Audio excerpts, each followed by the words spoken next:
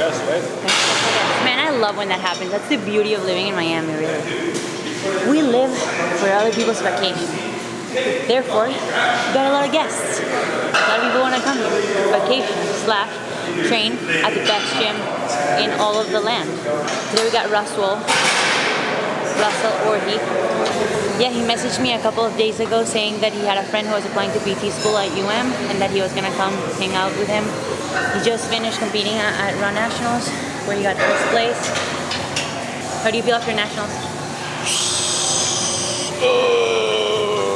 Man, I'm not gonna lie, I was pretty upset when you were like, not my best, but like it was actually your best. Like I know what you mean because I've been in that position, you know? Like you're disappointed because your performance didn't reflect your training. Right? Yeah, exactly. But it was still your best. Yeah, I mean, yeah, for me, it's like, I guess like when you set that standard for yourself and then like you go and you perform under it, it's like, well, shit, you know? But at the same time, like I realized, like, okay, like it wasn't the performance I was looking for, but it still got the job done, you know, so. Yeah, but I always cut. Like this one was actually really easy to cut for, like it wasn't too hard. It just was bad execution, you know? Why? Like what do you think was lacking? I mean, like if we're just going very literal, it's obviously depth. I think that it's hard though because sometimes like in a meet, I feel like sometimes like the judging is a little bit inconsistent. So it's like, okay, going into like my next prep, like obviously we're gonna focus on depth, but at the same time, maybe that depth would have been okay like in another meet. So you never know. So. I mean, like you have inconsistency in judging in really every federation. I feel like IPF tips the scale to the side of like being overly strict. Yeah.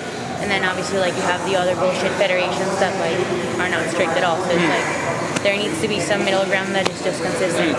But I think at the same time, like as an athlete, you have to take the onus. It's like if I didn't make myself undeniable, I gotta do that in training. So it's like for me, like I'm never gonna blame judging. It's like yes, like maybe it's inconsistent, but at the same time, I have to make sure I'm squatting to a depth that's like literally you can't give me a red light. So for me, always if I could take something away from me, I'm gonna always put it on myself.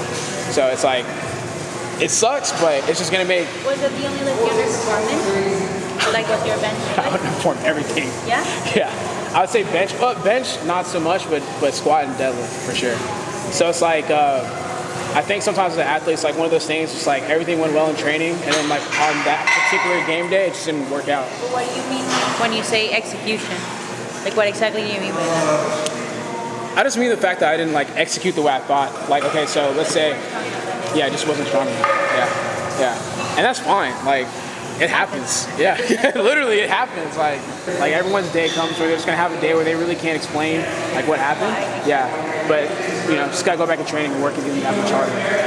Yeah. I always, whenever that happens to me, not that happens too often because I usually compete very well, but when that happens, there's my favorite quote is that the Teddy Roosevelt quote. That's like really long. The man in the arena.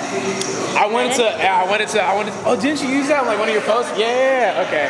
Yeah. It belongs to the man in the arena. It's like whenever I hear someone judging me from outside or like making fun of a performance or whatever, I'm like, dude, you weren't the one that was on the platform. You weren't the one sweating, bleeding on this platform for months leading into this meet. I don't give a shit what you have to say. Yeah. You know, I know what I can and can't. Talk your shit. Talk your shit.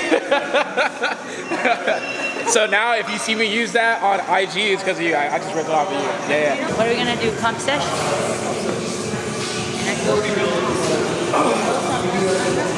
I'm not showing anything, but hey, free pump. I don't show that. I wish I had something like this, like where I live. The gym or like the people, everything. I'd be forgetting what it's like to train like with like pilots, like just like people that are stronger than me. I like being like the weak one in the gym. Yeah, like I'm used to just like lifting with like the big boys or something like that. Like watching them lift was like cool. So I'm like, oh shit. Like, that's what real weight looks like, you know. So yeah, like you're used to having like the most weight on the bar, and just like everyone's looking at you, and then you just see other guys. Yeah. It's like oh. Like I like looking at other guys like just lifting and I'm like shit. Like that's what I'm trying to get like, you know. Yeah. Come on, get it. One more rep. Huh? I can't dance.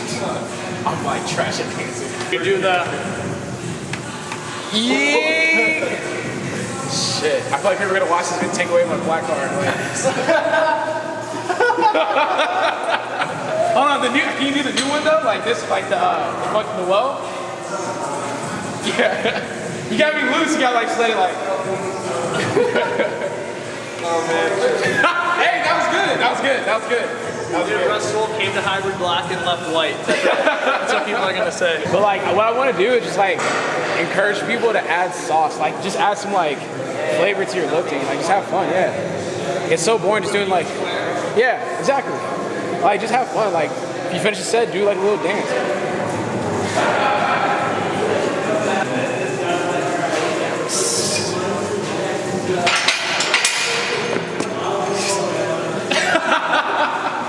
You almost tripped. That's how you look. No, I'll be like, I'll call him like.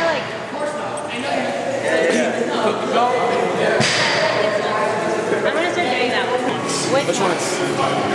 Yeah, do that. Yeah, it's nice. Not picking shit up and carrying it around. You just sit. Honestly, I hate like dumbbell rows. I hate it. I don't know what it is. I just never get like in a comfortable position. Like, I have like long arms, so it's like it just feels weird. Have you tried sumo stance rows? Sumo stance rows? Yeah. How would you do that? Feet pointing out, and then you're gonna kind of rotate towards here, so that increases the length of the lats here. I learned something today.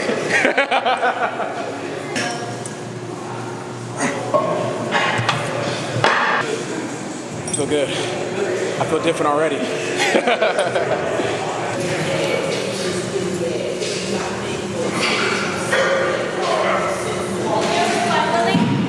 I did one show. Yeah. I don't think I'll do it again though. Nah. I got second, but like, it's like one of those things where I felt like I got first, but since that guy has been in the circuit for so long, like I think it was like it's time to win.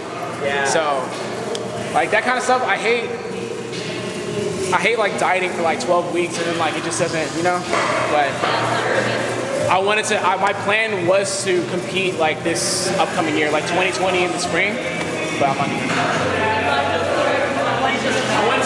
But my plan was to do bodybuilding and then compete powerlifting as like a 74 or something like that. Oh shit. I wanted to do that, but not really.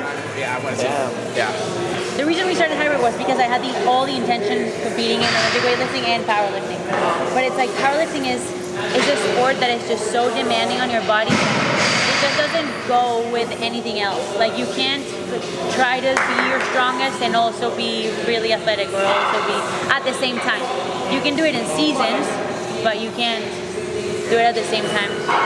And I think that especially with bodybuilding, with the dieting, losing significant amounts of muscle mass, it almost like negates some of the strength progress that you might have made. Then you lose the strength, you lose the muscle mass, and then what? Then you'll spend 6 more months trying to build back up to where you were before. So that's why I found my happy medium with powerlifting, to where it's like, okay, like I'll get my powerlifting stuff out of the way, and then I'll come do my extracurricular activities with like volume work on accessories. So it's like, You do a ton of accessories? yeah. Yeah. So like when I'm like off season like this, yeah, a lot. Like, How about like in season, maybe like 3 months out, do you still do the same amount? so I'll cut it out about like 4 to 6 weeks out. So I'll like stop like doing as much as I normally do, and then once I get 4 weeks out, it's just strictly powerlifting. You just Yeah. swap and stuff. Yeah.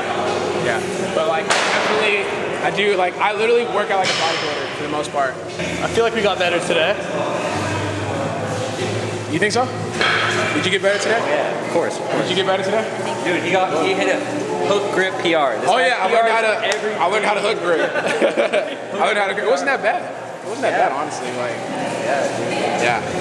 I feel like with hook grip, like it's good for like if you're just doing like maybe 1 or 2, 3 reps. Then after that, like it's hard. Maybe I'll get used to it. I don't know.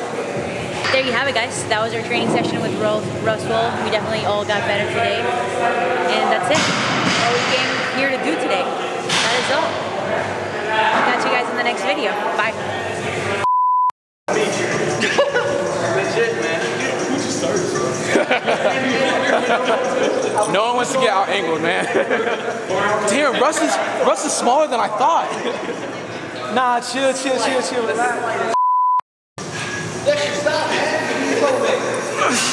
That's what I usually do. I just go. No, or for the photo? Free photo. Free photo? Like I literally just go like this.